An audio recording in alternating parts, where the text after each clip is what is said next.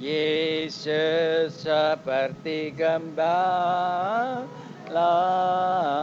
kami seperti dombanya. Dia pimpin dan memegang kami dalam tentunya. Tuhan Yesus, Anak Allah, berikan selamat dombanya. Tuhan Yesus, Anak Allah, berikan selamat dombanya. Ya gembala pimpin, ya saya itu banyak. Lepaskan dari bahaya oleh tangan kuasa-Mu. Tuhan Yesus, Juru Selamat, dengar akan aku.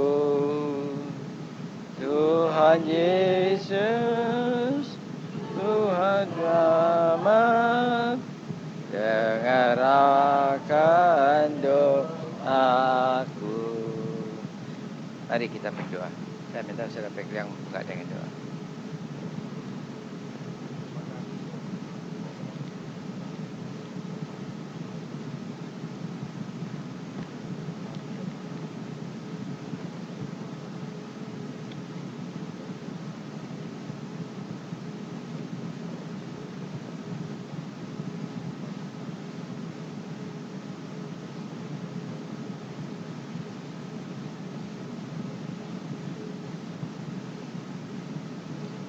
Kuasa firman Enamaya kana alua masa Haleluya.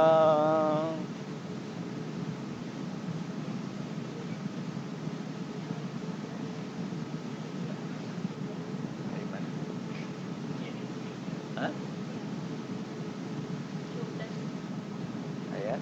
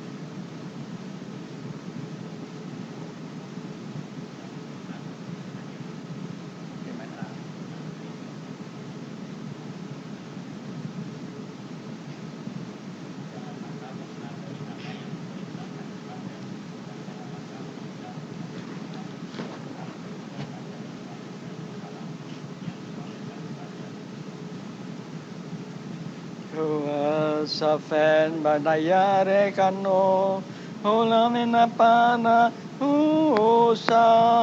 Haleluya. Tuhan, terima kasih untuk firman-Mu. Kau urapi kami dengannya, hingga semua yang Kau rancangkan atas kami jadi dengan sempurna. Tuhan, terima kasih bahwa kami bukan begitu saja, melainkan kami adalah bagian daripada rencana-Mu dengan kami, yaitu yang baik dan damai sejahtera. Tuhan, Engkau baik. Terima kasih Engkau tuntun kami, bungkus kami dengan darah-Mu. Terima kasih Tuhan, kami tidak lepas begitu saja, melainkan Engkau-lah Allah kami. Tuhan, berkati kami berganda-ganda.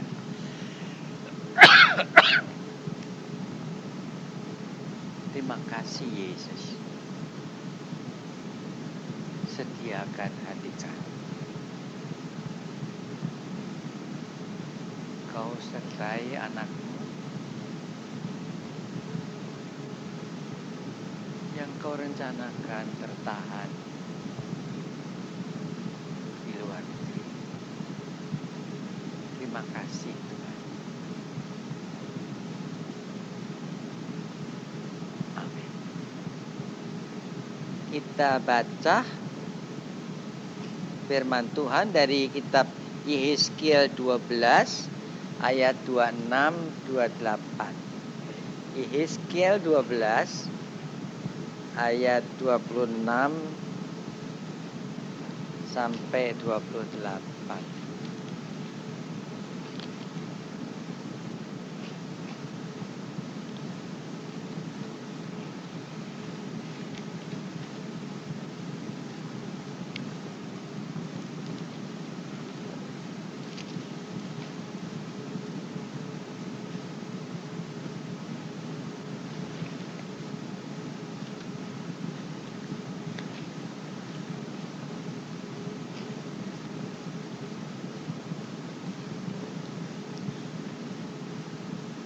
Firman Tuhan berbunyi begini, lalu datanglah firman Tuhan kepadaku.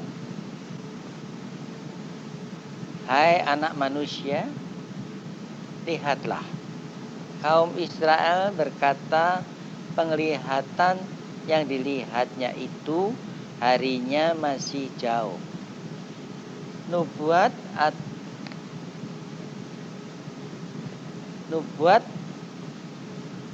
atau yang diucapkannya waktunya masih lama. Oleh karena itu, katakanlah kepada mereka, beginilah firman Tuhan Allah. Tidak satu pun dari firman-Ku akan ditunda-tunda. Apa yang Ku firmankan akan terjadi. Demikianlah firman Tuhan Allah. Saudara, dan ini yang seringkali kesalahan kita. Kita baca Alkitab, kita orang Kristen, saudara, orang Kristen. Buat apa? Ya kan kita dari dulu biasa dengar khotbah, dengar ini, kebaktian dan gitu. Ya masih jauh ya. Kan kita anggap tuh masih jauh. Kalau pulang dari gereja, pulang, yuk kita makan mie sama-sama. Ya kan? Itu biasa kan kayaknya. Ya itu adalah sesuatu yang biasa. Cuman kalau Minggu itu lain. Kalau Senin lain lagi. Ya kan? Apa kita pernah mikir bahwa yang difirmankan, yang dikatakan kepada kita itu adalah sesuatu yang dekat dengan kita. Terus saudara-saudara, iya, saya sih biasa juga gitu. Ya pikir ya udah, Sabtu ke Jakarta, Minggu balik gitu ya. Saudara tahu, Tuhan tahu, susah sekali untuk nyegah saya tidak ke Jakarta. Sebab apa? Dikasih kepala pusing, saya jalan terus. Kasih apa aja dah. Tidak ada satupun yang bisa, sebab saya kalau kepala pusing tidak pernah ngeluh, orang yang di sebelah aja nggak tahu. Saya kalau rasanya sesek nggak pernah ada orang tahu. Saya susah nggak pernah saya ngomong sama orang. Jadi mesti jalan. Tapi kali ini serius, Tuhan mau saya tidak berangkat. Saya tidak berangkat, saudara tahu. Saya sudah mau berangkat nih. Udah tinggal tunggu jamnya, mau ada yang mau ikut saya. Cik saya ikut, teman saya ikut, udah mau jalan. Tiba-tiba saya nggak bisa bangun. Nggak bisa bangun tuh bukannya susah bangun. Kalau susah bangun saya bangun. Saya belum pernah ngalami begituan. Saudara tahu, saya itu rasakan diri saya itu kayak harnas, kayak pakaian sirah, pakaian besi gitu loh. Lantas saya mau bangun tuh nggak bisa tuh, geletak gitu aja, kayak pakaian besi gini taruh di ranjang gitu. Kenapa? Tuhan bilang, kamu tidak berangkat. Kalau sesudah saya bilang iya, saya bisa bangun. Tapi saya nggak berani berangkat, udah begitu. Jadi saudara udah. Nah, kabarnya yang ribut. Kabarnya sampai di Jakarta, waktu krisis sudah memang betul. Tapi krisis bukan krisis apa? Saya memang seperti orang mati, nggak bisa apa-apa. Baru saya bilang ya udah. Saudara, nah sampai di Jakarta beritanya macam-macam, krisis, udah mau mati, udah tua, udah nggak bisa apa lagi ya. Memang ya kabarnya macam-macam. Nah saya memang nggak sadar, saya dikabarin gitu juga nggak tahu. Soalnya ada macam-macam. Saya itu capek, memang betul. Baru tahu. Karena nanggung orang tuh ya, nanggung susahnya orang tuh saya capek. Saya nggak kuat. Kalau suruh berhenti, saya mau, tapi nggak ada yang suruh berhenti. Lantas, saudara, saya lihat di situ. Saya pikir, iya ini kesempatan dong. Saya nurutin aja maunya orang, kan saya udah tua, udah nggak kuat lagi, mau berhenti. Oh, anak saya apa sudah dipanggilin semua. Ya saudara, ya udah, lantas ada anak saya yang paling kecil itu, yang paling dekat sama saya gitu, dia bisik-bisik di sebelah saya, Pak, tinggal diela aja ya. Jadi artinya tinggal sama dia. Nah, rumahnya dia tuh kecil, sebelahnya itu masih ada kosong lagi dari dulu. Ya, terus saya bilang, iya, kalau datang ke kamu, saya mesti tutup kebaktian di rumah kan. Dan saudara-saudara, ternyata saya nggak bisa tutup begitu saja. Hidup saya itu boleh kayak batang rumput yang kering, tapi akarnya itu banyak kemana-mana. Saya baru lihat, iya, itu pasti roboh, itu roboh. Banyak yang saya robohkan kalau saya berhenti. Lantas ya udah, gimana? gimana? Nggak bisa berhenti. Jalan terus. Ya saudara, dan saya ngalami Tuhan tuh rubah gimana. Saya itu sendirian. Mate saya yang biasa dampingi saya dalam segala hal itu berhenti mendadak kawin. Jadi saudara, entah saya tanya orang-orang yang datang nengokin, di mana nengokin, kamu lihat saya kasihan nggak? Saudara, saya tanya, saya nggak bisa apa-apa. Dan mikir panjang semua mereka. Tidak. Kalau bilang kasihan apa? Kalau bilang kasihan berarti saudara nggak usah jadi Kristen. Kalau dipimpin aja pemimpinnya udah ambruk di tengah jalan. Ngapain lagi saudara jadi Kristen? Iya kan? Kalau saya nggak bisa menang, ya buat apa? Saya kan sudah bilang, kalau saudara lihat matinya saya begitu, buang aja tuh kaset semua. Saudara, jadi saya mesti bangun. Masalahnya soalnya itu complicated. Gak apa-apa. Ya macam-macam kan. Tapi saya diajarin Tuhan untuk diam jalani sampai akhirnya. Apa? Ini kan bisa sama seperti saudara kan di tempat saya tuh. Saudara kan bisa kan gitu, logis kan, hopeless, berat dan segala macam, iya kan? Nah, saya kan ngajarkan suruh diem. Saya pengen tahu diem itu kayak apa. Saudara, saya diem. Akhirnya apa? Oh, saudara nggak bayangin. Saya sekarang nggak bisa cerita lagi, terlalu banyak akhirnya itu. Dia bawa saya keluar tuh yang aneh-aneh. Dan saya keluar dengan sangat-sangat simple. Jadi yang dikatakan krisis itu sebetulnya perkara yang simple. Kalau saudara dalam hidup saudara ngalami sama seperti saya ngalami, saudara nggak kuat, ya biasanya kan terus telepon boksu ini, bener kan? Saya kan nggak bisa telepon siapa-siapa. Saya sudah sampai cari mate aja saya nggak mau, nggak berani.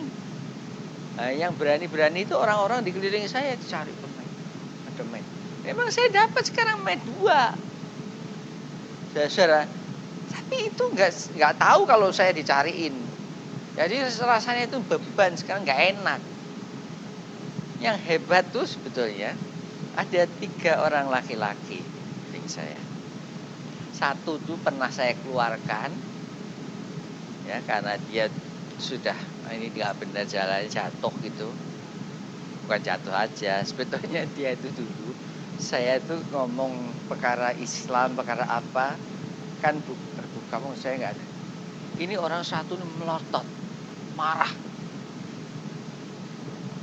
Ya, saya nggak peduli. Dia marah itu, pulang itu ketubruk. Ini tulang kuncinya ini patah. Saya bilang kalau tulang kuncimu patah, maka kamu sudah nggak bisa apa-apa.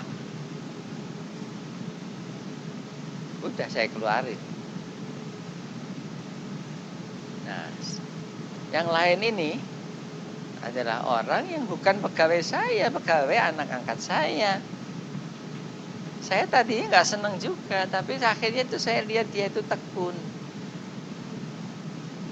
Ditawarin kerjaan di Jakarta, suami istri nggak mau jual nasi kuning sama nasi liwet aja. Dan laris bener loh. Nah, 1 lagi itu pembantu saya yang suka kemarin ini juga bawa saya ke Jakarta. Mereka lihat saya itu gitu, langsung mereka 3 nggak saya suruh loh. Ngerjain kaset tuh direkam semua. Belum pernah terjadi, sekarang terjadi. Sampai tidak ada nunggu. Yang ditunggu sekarang adalah khotbah saya. Semua selesai semua. Beres, dikirim semua. Itu saya diamkan aja, saya nggak nyuruh, nggak apa itu. Bisa diselesaikan.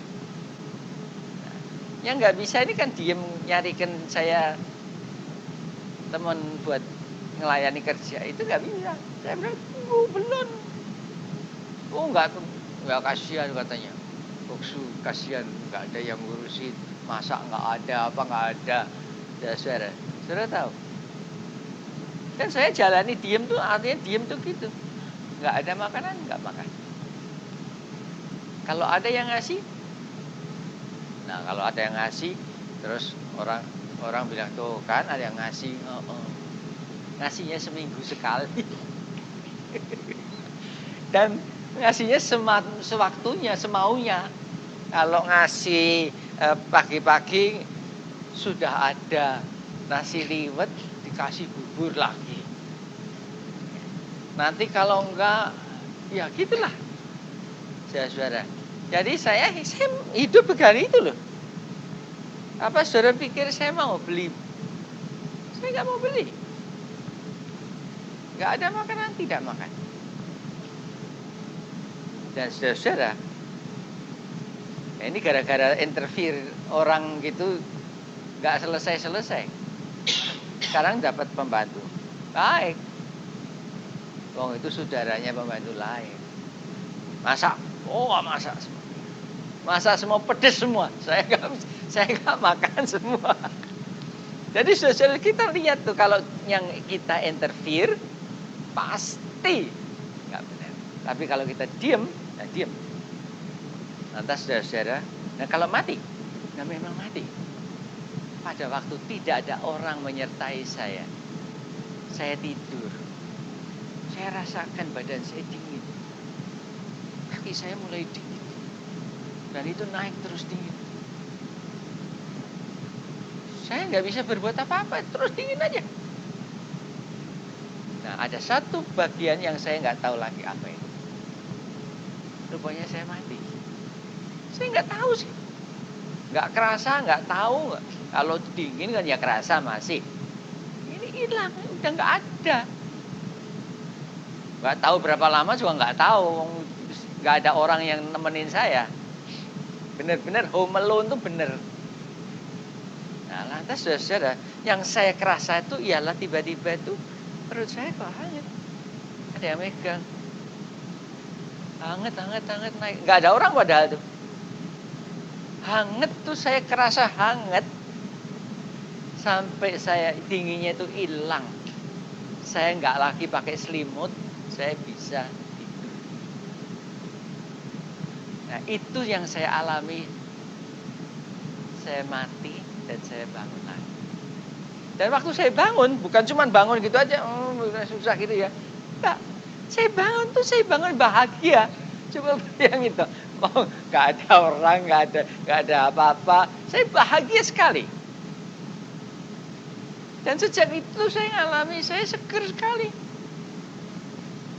Nggak lagi berat, nggak lagi pengen mati, nggak lagi apa. Ternyata itu beban nanggung orang lain yang saya tanggung itu diambil Tuhan. Baru saya sudah lama tidak lagi, baru saya hidup seperti orang yang tidak kena beban. Dan saudara, nah itu yang terjadi dengan saya. Dan sesudah itu, saya ngalami dalam kemenangan. Nah, kalau saya ngalami kemenangan, lantas saya nantang teman anak saya. Anak saya dulu itu pernah ngajak saya ke mall. Saya jalan, hampir semaput saya. Gak bisa menguasai diri. Nah, dia bingung kan? Anak-anaknya pegangin saya, dorong saya. Udah. Nah, terus saya itu sembuh ini, saya bahagia, saya bilang sama dia, ayo saya tantang, jalan lagi ke mall. Udah, saya tantang, tapi saya bilang, tapi papi mau latihan dulu ya, mau fitness dulu ya. Kalau sudah fitness nanti pikirnya kan fitness kan. Nah, kalau sekarang kalau begitu kan nggak kuat fitness. Sudah tahu, waktu pemilu ini tidak ada orang di rumah, saya sendiri. TPS-nya itu dekat, saya jalan nggak apa-apa, seger.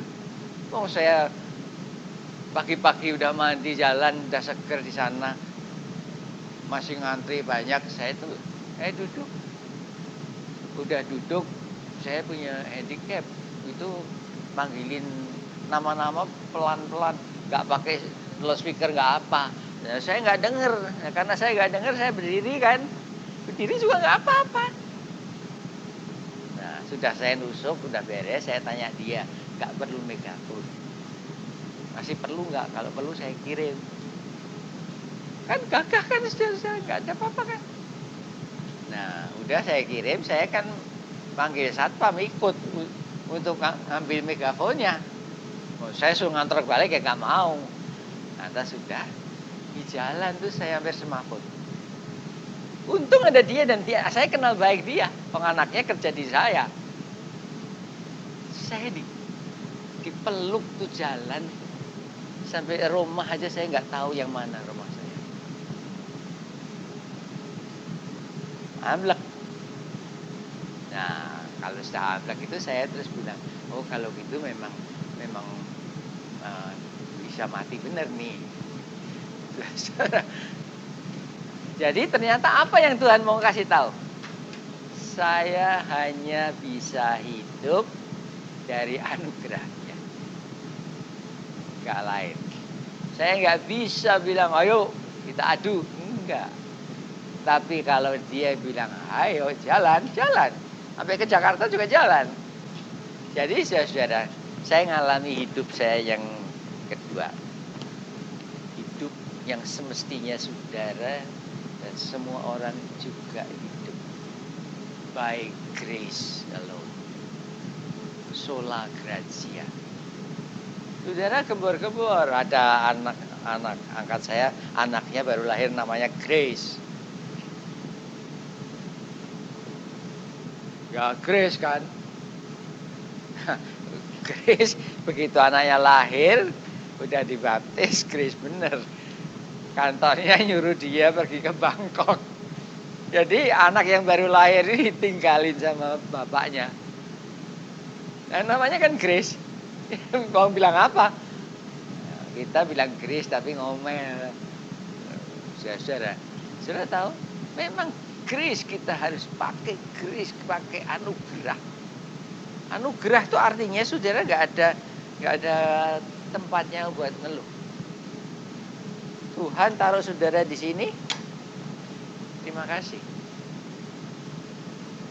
Dan nggak bisa salah juga. Itu hebatnya hidup dari anugerah. Tuhan punya rencana dengan kita dan tidak pernah bisa salah. Saudara ditaruh sini, nggak pernah salah. Misalnya saya ini nggak bisa dengar baik nih ya, harus ditaruh di tempat yang saya mesti dengar semua dengan baik. Nggak salah. Memang itu jalannya Tuhan. Nah, yang nggak saya ceritakan ke sana itu biasanya itu anak-anak kalau mau punya anak tuh minta nama dari saya. Ini anak enggak. Tapi saya dikasih nama. Namanya itu aneh. Nama wanita memang. Tuhan kasih saya nama buat anak ini Aionia. Aionia itu artinya kekal.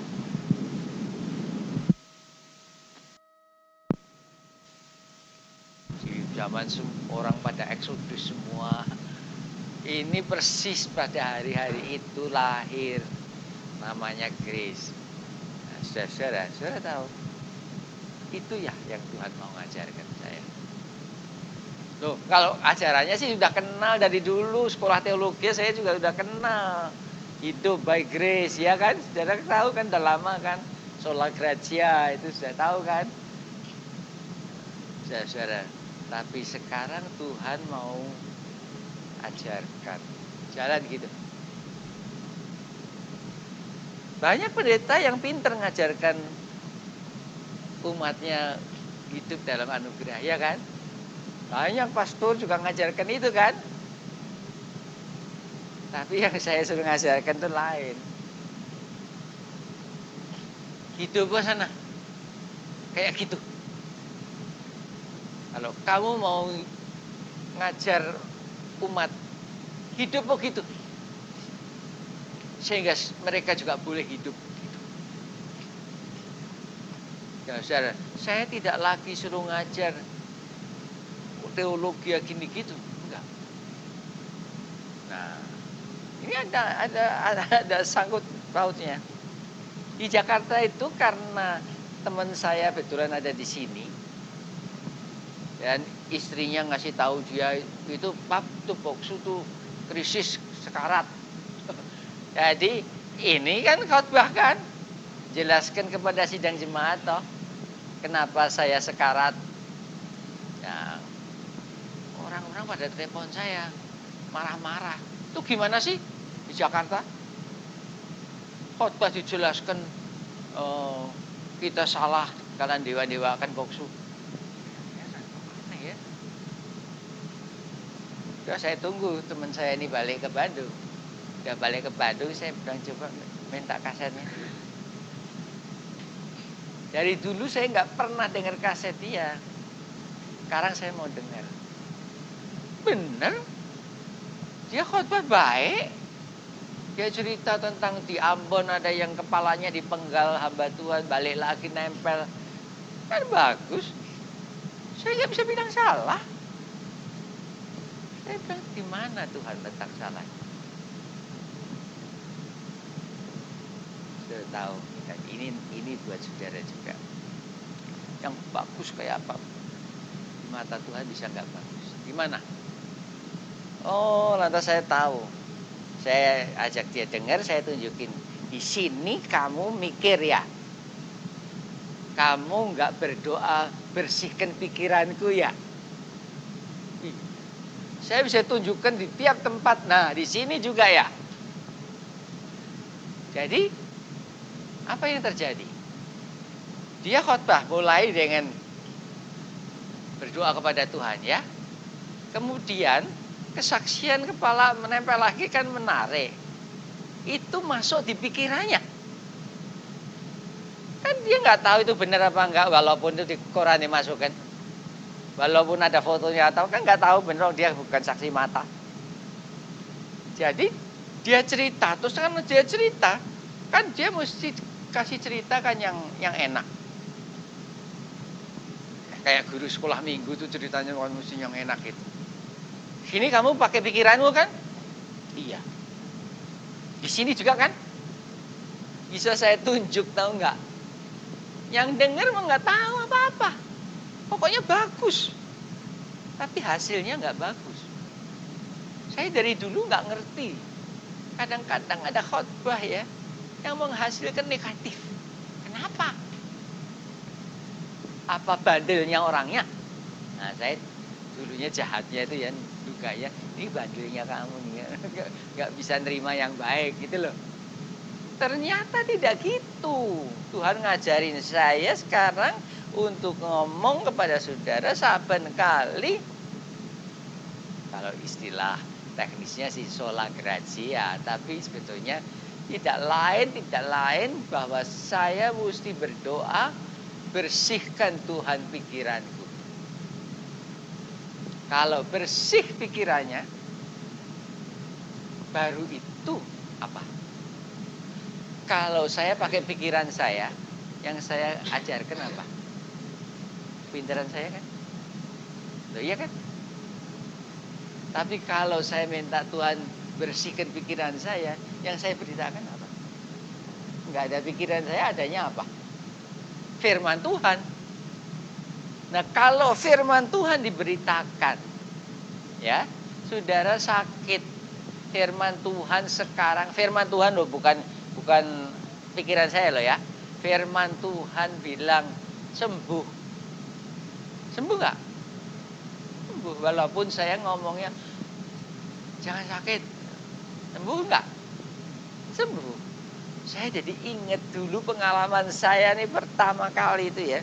mengenai kesembuhan itu di Semarang. Saya tuh melayani persekutuan, lantas ada teman saya, adiknya itu Katolik. Dia nggak bisa bangun, mesti dioperasi besok pagi. Ya, kalau nggak bisa bangun, miring aja nggak bisa.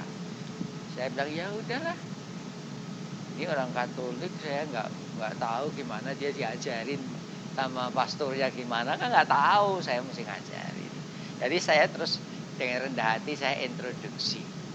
Saya datang masuk gitu, dia tidur. Saya tanya kenalkan gini. Nanti saya tanya introduksi.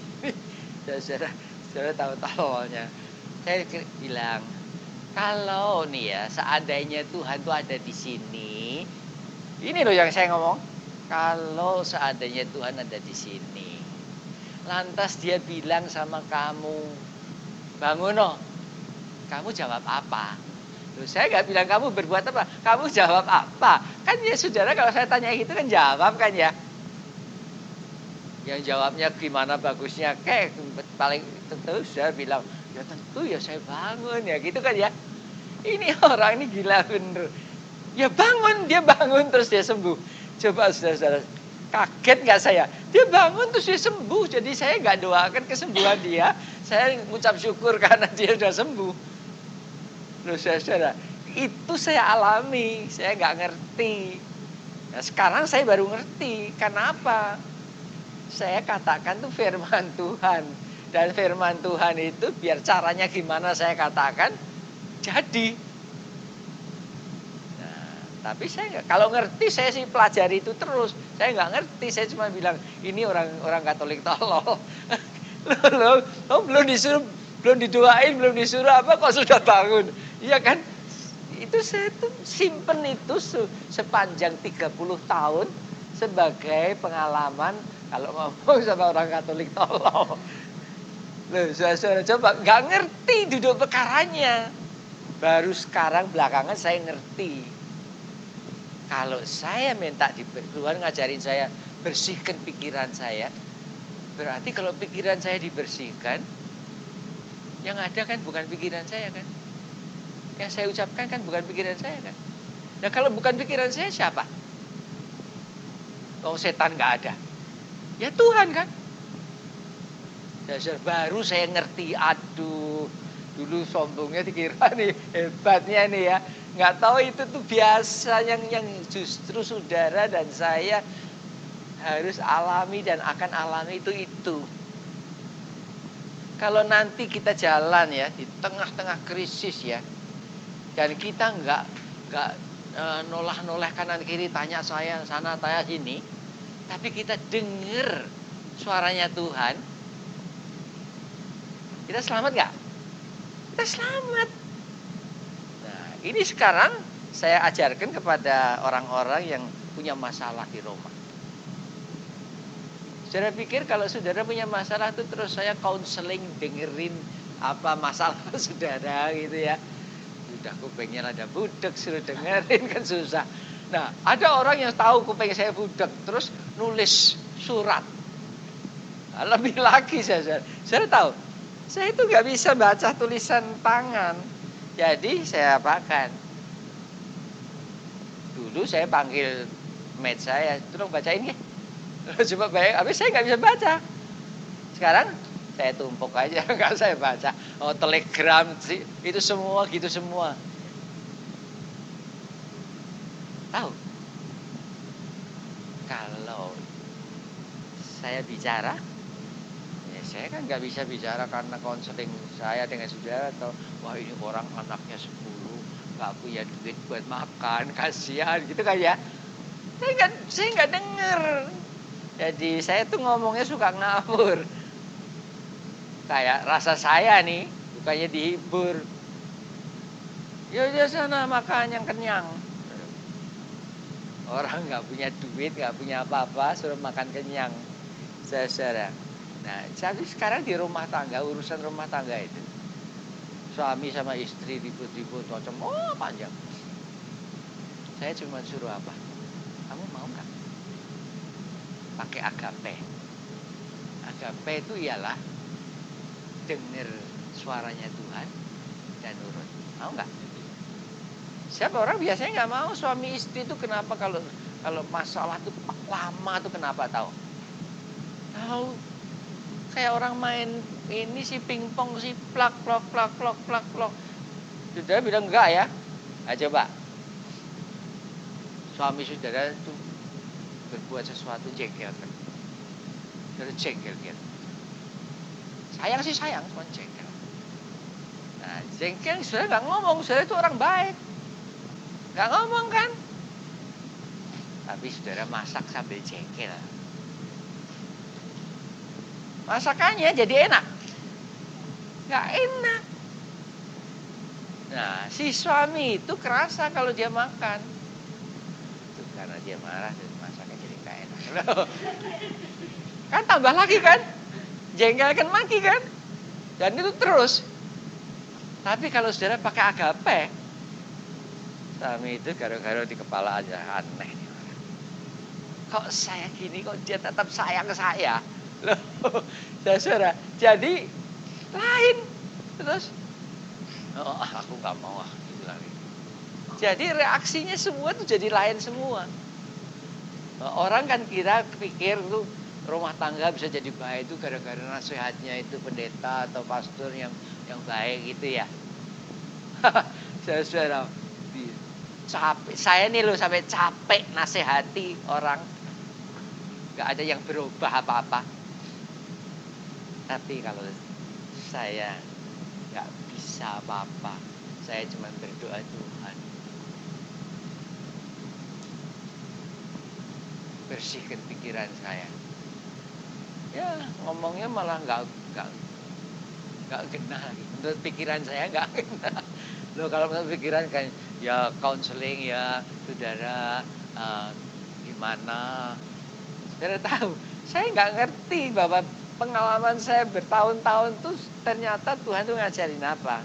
Kalau rumah tangga itu berantakan, saya nggak pernah manggil dua-duanya. Ya yang datang kepada saya aja.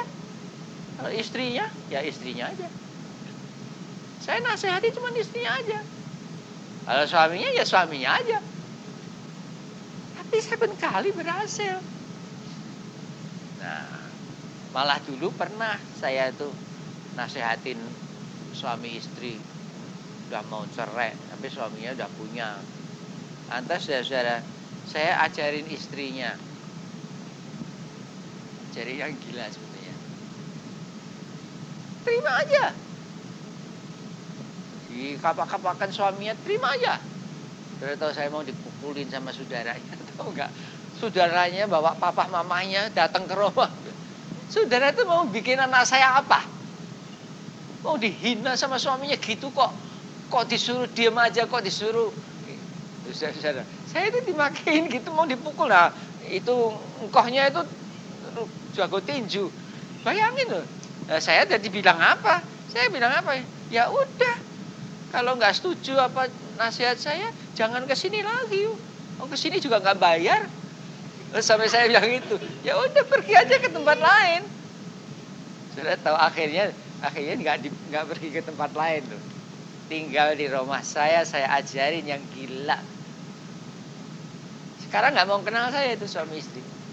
Mau bahagia, udah balik kembali. Iya, saudara. Nah, jadi saya itu diajari Tuhan tuh nggak ngerti-ngerti. Nah, ajarannya itu aneh. Tapi sekarang saya ngerti. Dan sekarang saya ajarkan saudara sebab ini saat akhir. Dan ini krisis sekali. Saudara harus menentukan ikut Tuhan yang gila atau enggak. Nah, saya bilang sama anak saya, mau ikut Tuhan gila nih enggak? Nah, emang suruhnya gila. Mana tanya sama siapa coba? Kalau suaminya nyeleweng macam-macam, saudara diam aja, saudara sabar. Tanya siapa?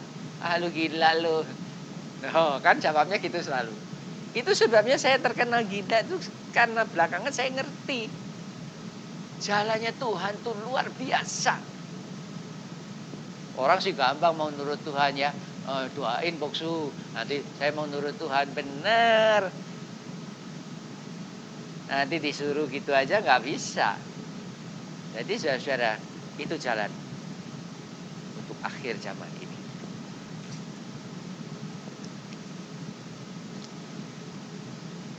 Di dalam Injil Yohanes pasal 1 ayat 1 sampai 3. Yohanes pasal 1 ayat 1 sampai 3 kita baca firman Tuhan begini bunyi.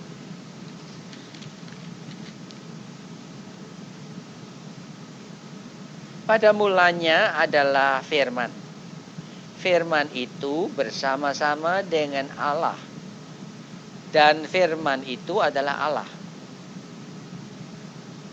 Ia pada mulanya bersama-sama dengan Allah. Segala sesuatu dijadikan oleh Dia, dan tanpa Dia tidak ada sesuatu yang telah jadi dari segala yang telah dijadikan. Ngerti? Jangan sok sih bilang ngerti. Saya sendiri nggak pernah ngerti kok ini. Tapi saudara-saudaranya mau dikatakan itu apa sebetulnya? Tentang firman Allah. Firman itu kan omongan kan. Dan omongan Allah itu saudara nggak tahu kekuatannya kayak apa. Kalau Petrus derunya keras ya. Sampai kolonel kepala keamanan di desa saya Kabupaten Parmai ketakutan. Saya bentak gitu di musyawarah, di rapat tuh saya bentak tuh langsung dia kena serangan jantung masuk rumah sakit, tahu nggak? Saya bentak, saya cuma bilang apa? Ini musyawarah ngomongnya jangan kayak gitu. Mau dia bentak-bentak, Kristen gereja suruh nutup, pastor semua juga diem-diem gitu. Ini musyawarah apa ini? Saya juga tentara, saya juga tahu bentak, tapi saya nggak seneng bentak-bentakan. Saudara kalau memang mau musyawarah ngomong yang halusan. Saudara, saya ngomong gitu loh. Bisa dia itu ketakutan. Apalagi pada waktu saya tanya, ini demokrasi enggak? Langsung mengkeret. Nah saya nggak tahu mengkeret kan mengkeret biasa ya. Saya dikabarin itu orang masuk rumah sakit serangan jantung. Aduh saya kasihan juga. Jadi saudara, bisa begitu. Firman itu ternyata, aduh itu deru aja sudah luar biasa ya. Saya itu Petrus deru di sana, tinggal dari mulanya 20 tahun yang lalu. Masih banyak sawah. Tapi nggak pernah ngomong Petrus derunya ini. Nanti kalau RW-nya itu bilang sama saya, waduh nih Pak gimana ya, kurang uangnya. Ya udah sana kurang berapa? 2 juta, ya 2 juta. Udah tahu? Begitu dong. Nah RW ini yang ikut-ikut jahat dalam rapat ini mau supaya ditutup gerejanya. Satu orang kena diintimidasi, yaitu yang tinggalnya di sebelahnya RW. Diintimidasi, nanti bisa dibakar, yang dibakar apanya. Saudara, jadi karena satu diintimidasi, saya tutup semua yang lain. Sebab banyak persekutuan itu dibuat di rumah janda-janda, di rumah orang-orang sederhana. Nah, saya nggak mau ada janda lain diintimidasi. Saya tutup duluan. Nah, kalau saya tutup kan saya yang nutup. Nah, sekarang saya mau buka lagi kan saya yang buka. Nggak perlu minta izin, nggak perlu macam-macam. Nah, yang ditutup ini bingung, dia nggak bisa buka lagi. Terus yang lain dibukain ini tetap ditutup. Orang dia maunya sendiri. Jadi saudara-saudara kita lihat ya, bahwa firman itu apa? Oh, deru aja sudah apa, apalagi firman. Saudara bayangin nggak? Firman itu memang secara ini ya, secara apa itu? Secara sains ya, firman itu kan getaran. Dan memang kalau getaran itu cuman volumenya segini ya, terus getarannya itu volumenya gede, lain kan. Nah kalau Tuhan itu volumenya seberapa? Ada kacau balau, lantas dia berdiri di mukanya dan dia keluarkan getaran pelan, jadilah terang. Jadi terang. Itu dunia ini diciptakan semua dengan segala macam. Coba bayangin. Apalagi kalau dia berteriak. Nah, firman itu ada bersama-sama dengan Allah. Firman itu juga Allah. Saudara, kenal firman itu enggak? Saudara itu kenal firman itu enggak? Nah, kalau saudara selalu dengarnya kata-kata pikiran orang, nasihat pikiran orang, pendapat pikiran orang, biar baiknya kayak apapun, itu cuman orang. Tapi kalau saudara dengar firman Tuhan, bisik-bisik di kamar saudara, bisik-bisik nih, nggak kedengaran orang lain. Apa yang terjadi dengan saudara? Perkara yang ilahi. Ini loh, Yohanes 1 tuh itu. Di dalam Ulangan 4 ayat 2. Ulangan pasal yang keempat, ayat yang kedua. Ini bunyinya.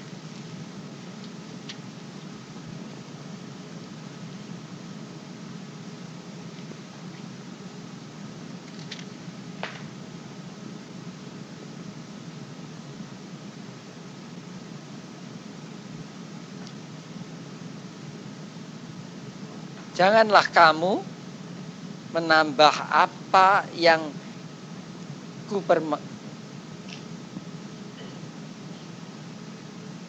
kuperintahkan kepadamu, dan janganlah kamu menguranginya. Dengan demikian kamu berpegang pada perintah Tuhan Allahmu yang kusampaikan kepadamu. Padahal kita seringkali ya, saya lihat dulu saya salah di situ. Saya dulu itu pendidik, guru sekolah minggu. Jadi kalau ngajarin guru sekolah minggu, lantas saya ngajarin kalau cerita itu mesti yang menarik ya. Sudut ceritanya mana? Kalau misalnya cerita tentang laki-laki yang lumpuh yang disuruh Tuhan bangun itu ya, lantas sudut ceritanya laki-laki itu ceritanya tentu lain. Nggak ada orang, nggak kenal, lantas dia mau cerita macam-macam. Loh, kok jawabnya kok dosamu diampuni, kan nggak ngertinya itu diceritakan. Nah kalau sudut ceritanya itu temennya ya, dia akan dengerin ini orang apaan, bukan ngangkatin tadi. Emang enak aja suruh ngangkat tempat tidurnya, nggak tahu bahwa itu kita tadi yang ngangkat. Loh, itu kalau sudut ceritanya si temennya ya. Tetapi saudara, salah semua. Saya bikin bagus pakai pikiran saya. Saya bikin bagus pakai pikiran saya. Kalau saya mau ceritakan kepada saudara, saya bikin bagus menurut pikiran saya. Padahal Tuhan bilang apa? Kalau saya minta dibersihkan pikiran saya, yang ada adalah firman Tuhan, nggak tahu apa. Barangkali saya juga tahu, saudara di sini seringkali merasa tertolong karena ucapan saya yang nggak kayaknya nggak aksentuit ke situ, nggak digaris bawahi ke situ kan. Seringkali barangkali saudara cuma dengar sepintas gitu, tapi itu nolong saudara. Nah, kenapa? Inilah, dengan Tuhan itu hebat sekali. Saudara bergaul dengan Tuhan itu begitu hebat. Asal saudara mau agape. Dan agape itu tidak lain adalah dengar. Saudara kalau dengar bisik-bisik tuh jangan terus konfirmasi, tanyain sama pendeta, ini benar nggak firman Tuhan nggak? Saya kalau ditanyain, Boksu ini firman Tuhan nggak? Enggak, saya. Loh, ya saya bilang enggak toh, kok aneh. Kok sampai nanya saya, itu kan berarti saya lebih hebat daripada yang berfirman. Loh, kalau Allah yang berfirman, saudara kan nggak tanya saya. Ngapain tanya kacung? Saudara, jadi saudara perhatikan, saudara dengar pelan kek,